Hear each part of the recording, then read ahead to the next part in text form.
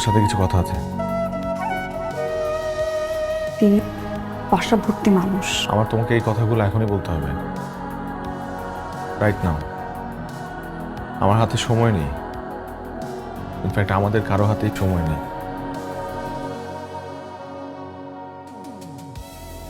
যারা দেখো, তুমি আমার কাছে আল্লাহর ওয়াস্তে আর কোনো কিছু লুকায়ও না। তোমার চোখ দেখে আমি স্পষ্ট বলে দিতে পারছি যে তুমি এখনো আমাকে আগের মতোই ভালোবাসো। আমার প্রতি তোমার ফিলিংস এতটুকুও কমেনি। দাঁড়া, কেন তাহলে এইসব? কি কারণে? কথাগুলো তুমি এতদিন কেন বলনি?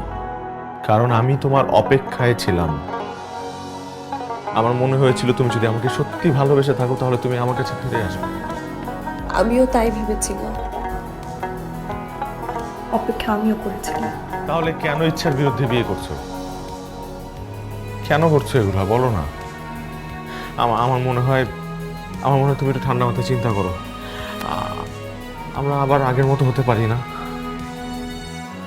না, গিয়ে বলে দাও না।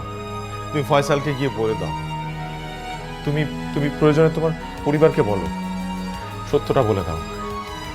তুমি এখানে ভালো থাকবে না, তুমি ইনফ্যাক্ট কারোর সাথেই ভালো থাকবে না আমি ছাড়া। Please try to understand. আমি পারবো না, আমার সম্ভব না দীপিকা। দুটো ফ্যামিলি ইনভলভ, আমি এতগুলো মানুষকে কষ্ট দিতে পারবো না।